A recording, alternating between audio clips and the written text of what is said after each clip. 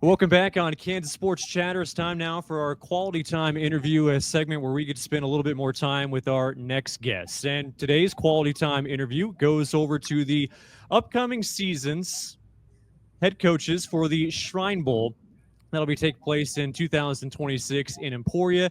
Daniel Myears, the head coach of Mulvane football, will be leading the West, and also Mike Berg out of Wellsville football will be leading the East. Guys, appreciate you jumping on. Appreciate your time.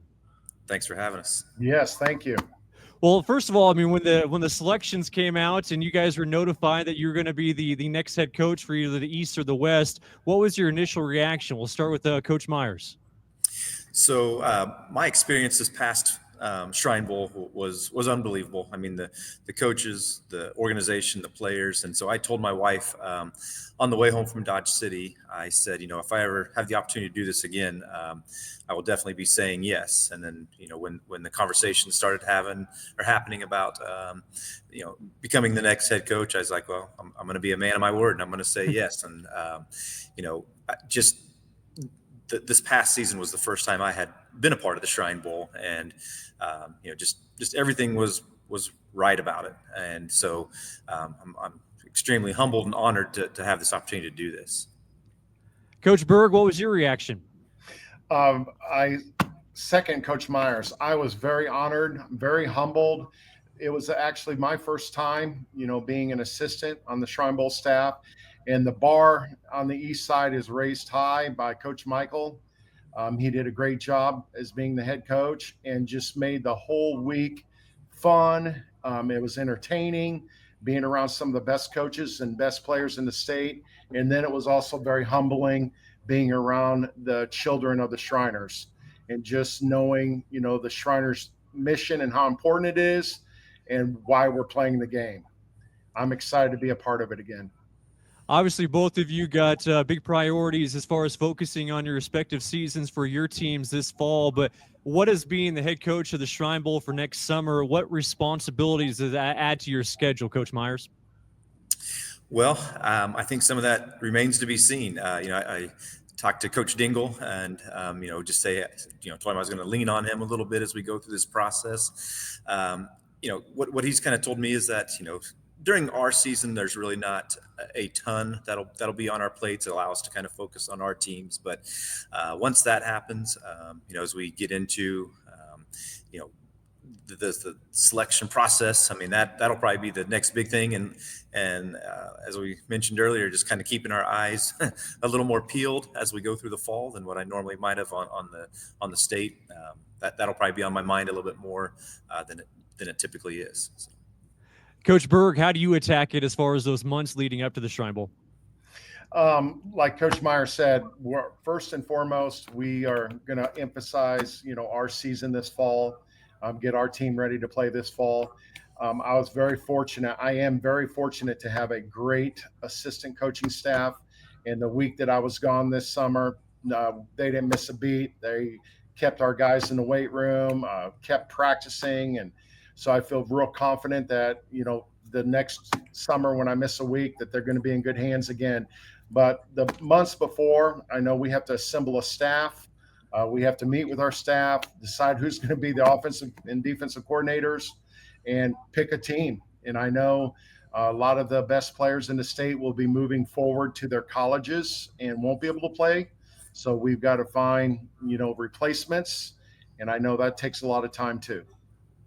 Talking with the next year's head coaches for the Shrine Bowl in Kansas, and Coach Myears, as far as that wish list, do you start licking your chops a little bit as thinking about those seniors for next year that could potentially be on that West team? Yeah, like Coach Berg just alluded to, some of those top players on both sides of the state, have to decline that offer, which I totally understand. Be nice to see some of those guys sometimes, but when you see the top talent that our state, and I think the state of Kansas has a lot of talent, a lot of hidden talent in there too. You just kind of. You really like, okay, we can do this, we can do that, and you start, like you said, compiling that wish list of who you hope you have the opportunity to put together as a team. I know getting the cart way in front of the horse, Coach Berg. But as far as players that you're already thinking about, anybody, you don't have to mention names or anything like that. But have you already kind of thought about maybe some of those 2026 prospects? Well, I would like to thank Sports in Kansas for all their posts on X because Yeah. I have that bookmarked, and I haven't really looked into the players yet. But every time they put this is a player to watch out for, I make sure it's an East player that I'm looking at, and I keep it bookmarked, and it's going to be exciting to go back to those posts and see what kind of season they had. The pre season expectations, see if they match the postseason, records and awards. You go back to I couldn't oh, go agree ahead. more with that. That's perfect. I mean, I think you need to start having Coach Berg go first so I can just say ditto. Everything he's saying is spot on. Because I've done the same thing. Watching those guys, I'm like, okay. So I couldn't agree more with that.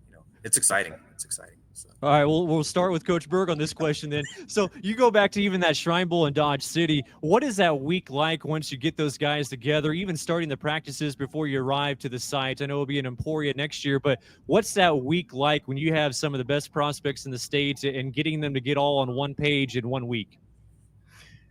I thought it would be really hectic. I thought it would be our hairs on fire running around. But Coach Michael had everything so organized. Our defensive staff met several times. Our offensive staff met several times. We decided to keep our playbooks simple so that our guys weren't thinking and just got to line up and have fun and play football. The week was just a lot about camaraderie, getting to know each other. Our guys just became best friends within a week. We still have a text chain going and wishing guys happy birthday, asking guys how they're doing. It's just been, something that has lasted longer than I thought it would. Sometimes you coach an all-star game and you're excited and you're with those guys for a whole week and then you don't hear from them again. We're still hearing from our players. So our coaching staff did a really good job of keeping our guys close. Coach Myears, what was your experience like this past summer? Yeah, kind of the same thing. Again, being a first timer coming in, I really didn't know what to expect, but it was such a smooth transition. The kids wanted what was best for one another. They kind of, like Coach said, we, developed that brotherhood and that bond. And again, it just was about as smooth as I could have anticipated it being. You step out and you have, obviously being the top guys, they were all the top dog at their team, on their teams, the alpha guy, and just, their willingness to sometimes take a back seat to other people, what was really cool to see. Kind of especially at the quarterback position. We had three really good guys at the quarterback position. They all kind of, defaulted early to one, and I mean they all three played in the game, and they were their biggest fans as they did that. So. But again, like Coach said, you kind of just try to modify your playbook a little bit to find out, so you don't overwhelm them, and then you start kind of small, and then if they're ready to take on more, just give them more, and just give them until that coach always would say they'll tell us when they've had enough. And so we just kind of started with that philosophy of just, hey, we'll start small, and if they're ready to add some chunks, we'll do that. And we had the ability to do that a little bit. So. Coach Berg, you kind of alluded to this already, but as competitive of a game as that is, and as much fun as it is for a coach and those players and everybody involved, you mentioned kind of that bigger purpose with the Shriners and obviously getting to experience and getting to witness the kids out there as well. Just how much of a fun experience was it for you, and can kind of tell from the players as well? Our players were, I think some of our players were in shock when we went on the hospital visit and when the children came in and spoke and told about their stories and just how blessed everyone is. Even the children of the Shriners are blessed that they have the Shriners to support them. It was very humbling. It was eye-opening. And, we met some children that are going to be friends with us forever. I have a mom that has still texted and said, "Are you going to come watch my son play football?" One of the Shriners' sons was in middle school football, and I'm going to go watch him play a game. So it was a very quality time. Coach Myears, what was your experience like, and just kind of seeing that bigger picture? Yeah, that's an incredible story that Coach tells. I mean, that's awesome that they are continuing that. I agree. I thought the biggest thing after the hospital experience is both teams were back together and they were kind of bouncing some questions off, the little family feud type thing. But then when the question came to both the east and the west side of what did you guys learn, I was like, those are dang good answers from these young men. I mean, I feel like all of experience extremely serious. I feel like that they really invested. They asked great questions. So just the overall experience and the just what the Shriners do. I mean, at the drop of a hat. One story that stuck out to me was one young man was having some problems with some screws in his ankle. They were kind of like trying to back out or causing him some pain. And they said after the call that they made to the Shriners, they had somebody on their doorstep within 30 minutes ready to drive him to St. Louis. And I was like, wow. Just that that willingness and that unselfishness to drop everything and make that 9-hour, 6-hour trip, whatever it is, to St. Louis from where they were. I just like that. That's special. That's super special. Hey guys, appreciate your time. Best of luck with your respective seasons, and looking forward to see what rosters you put together come January.